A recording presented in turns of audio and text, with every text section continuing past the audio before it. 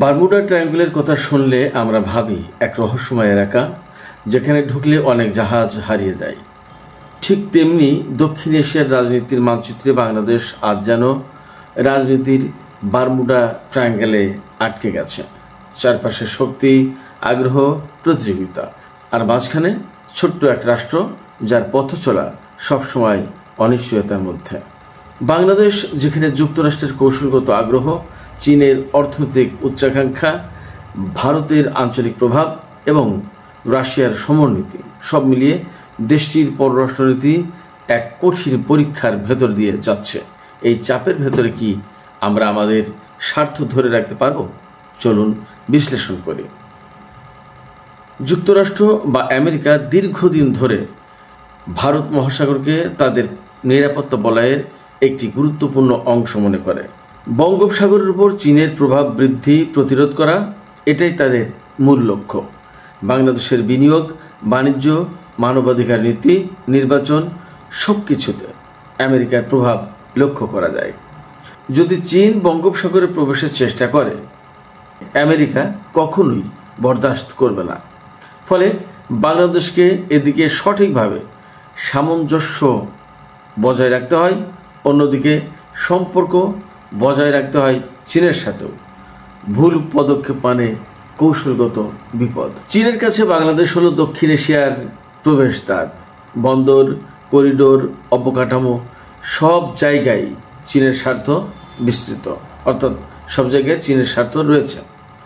চীন চাইছে বাংলাদেশ যেন তাদের অর্থনৈতিক ও কৌশলগত অংশীদার হয়। বাংলাদেশের অর্থনীতি ও বাজার চীনের জন্য বড় সম্ভাবনা, কিন্তু আমেরিকার উপস্থিতি এবং ভারতীয় চাপের কারণে চীনের লক্ষ্য পূরণ সহজ নয়। তাই বাংলাদেশকে প্রতিনিয়ত ভারত, আমেরিকা এবং চীন এই তিনটি দেশের বিষয় ব্যালেন্স করে চলতে হয়, ব্যালেন্স রাখতে হয়। এদিকে রাশিয়ার ভূমিকা কি, সেটিও কিন্তু পর্যালোচনার দাবি রাখে।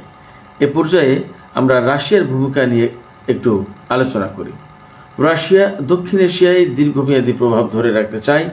রূপপুর পারমাণবিক কেন্দ্র, জ্বালানি অংশীদারিত্ব এসবের মাধ্যমে তারা বাংলাদেশকে গুরুত্বপূর্ণ অংশীদার মনে করে। কিন্তু যখন রাশিয়া আমেরিকার মধ্যে দ্বন্দ্ব তৈরি হয়, অর্থাৎ রাশিয়া এবং আমেরিকা যখন দ্বন্দ্বে জড়িয়ে যায়, সেই চাপ পড়ে বাংলাদেশে। ফলে বাংলাদেশের পররাষ্ট্রনীতি আরও জটিল হয়ে যায়। আমরা ভারতের চাপ নিয়ে যদি কথা বলি, তাহলে বলতে হবে বাংলাদেশের সবচেয়ে বড় প্রতিবেশী ভারত। রাজনীতি, নিরাপত্তা, বাণিজ্য সব ক্ষেত্রেই ভারত তার প্রভাব বিস্তার করতে চায়। অনেক সময় বাংলাদেশকে ভারতের আঞ্চলিক প্রভাব হিসেবে দেখা হয়, অর্থাৎ বাংলাদেশের উপর ভারতের যে বিরাট প্রভাব রয়েছে সে বিষয়টি কোনোভাবেই অস্বীকার করার কোনো সুযোগ নেই। ফলে বাংলাদেশের স্বাধীন কূটনীতি চালানো কঠিন হয়ে যায়। রাজনৈতিক বা অর্থনৈতিক সিদ্ধান্তের উপর ভারতের প্রভাব দিন দিন বেড়েই চলেছে। এখন বাংলাদেশের সামনে যে সমস্ত সংকট আর চ্যালেঞ্জ রয়েছে সেগুলো নিয়ে যদি বলি, তাহলে বলতে হবে বাংলাদেশ হচ্ছে ছোট অর্থনীতি আর সীমিত সামরিক শক্তির দেশ। চারপাশের এই জটিলতায় দেশটির স্বাভাবিক রাজনৈতিক ও অর্থনৈতিক পথ চলা কঠিন। ভুল সিদ্ধান্ত মানে রাজনৈতিক, অর্থনৈতিক ও সামরিক মারাত্মক ঝুঁকি। বারমুডা ট্রায়াঙ্গলের মতো কখনো একটি ঢেউ দিশা হারিয়ে দিতে পারে। উদাহরণ হিসেবে চট্টগ্রাম ও পায়রা বন্দরের কথা বলা যায়। চীনের বিনিয়োগের কারণে এই দুই বন্দর কৌশলগতভাবে খুবই গুরুত্বপূর্ণ। অন্যদিকে যুক্তরাষ্ট্র ও ভারত দেখছে কেউ এই অঞ্চলে অতিরিক্ত প্রভাব বাড়াতে পারবে না। পরিসংখ্যান বলছে 2025 সালে বিদেশি বিনিয়োগের শতকরা 30% চীনা প্রকোপে।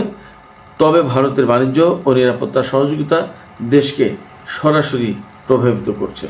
এই সব মিলিয়ে বাংলাদেশকে প্রতিনিয়ত নিরীক্ষা, ব্যালেন্সিং এবং কৌশলগত সিদ্ধান্ত নিতে হয়। বাংলাদেশের ভবিষ্যৎ নির্ভর করছে এই বারমুডা ট্রায়াঙ্গল পার করার ক্ষমতার উপর, অর্থাৎ বাংলাদেশ এই জটিল অবস্থা পার করতে পারবে কিনা তার উপর বাংলাদেশের ভবিষ্যৎ নির্ভর করছে। সফল হলে দেশ নিজের স্বাধীন পথ খুঁজে পাবে। এক্ষেত্রে প্রয়োজন হচ্ছে দূরদর্শিতা, কৌশলগত স্থিরতা আর জাতীয় স্বার্থের সর্বোচ্চ অগ্রাধিকার। ভবিষ্যৎ কঠিন, কিন্তু দৃঢ় নেতৃত্ব ও সুপরিকল্পিত কূটনীতি বাংলাদেশের জন্য শক্তির উৎস হতে পারে। একথা বলার কোনো বিকল্প নেই বা প্রকৃতপক্ষে প্রয়োজনও নেই। এটা একেবারেই নিরেট সত্য। বারমুডার ঢেউ যেমন হারিয়ে দেয় জাহাজ, তেমনি আমাদের এই অঞ্চলের যে রাজনীতির জটিল সমীকরণ, তাতে বাংলাদেশের পথকে প্রতিনিয়ত জটিল করে তোলা হয়। এই জায়গা থেকে যদি সঠিক পরিকল্পনা করা হয় এবং সঠিক নেতৃত্ব যদি দেশের সামনে থাকে, তাহলে এই জটিল এবং কঠিন অবস্থা থেকে উদ্ধার পাওয়া সম্ভব। এজন্য একদম সঠিক পরিকল্পনা প্রয়োজন। সঠিক পরিকল্পনা শুধুমাত্র দেশকে সুরক্ষিত রাখবে। বন্ধুরা, বারমুডা ট্রায়াঙ্গেল নিয়ে আজকের যে আলোচনা, আজকের যে ভিডিও, সে সম্পর্কে আপনি কি মনে করেন কমেন্টে জানাতে ভুলবেন না। আর সাবস্ক্রাইব করতে পারেন চ্যানেলটি, তাতে আপনি আমার সমস্ত ভিডিও সহজেই পেয়ে যাবেন। তো বন্ধুরা, আজকের মতো এখানেই শেষ করছি। আপনারা সবাই ভালো থাকুন, সঙ্গে থাকুন। খোদা হাফেজ।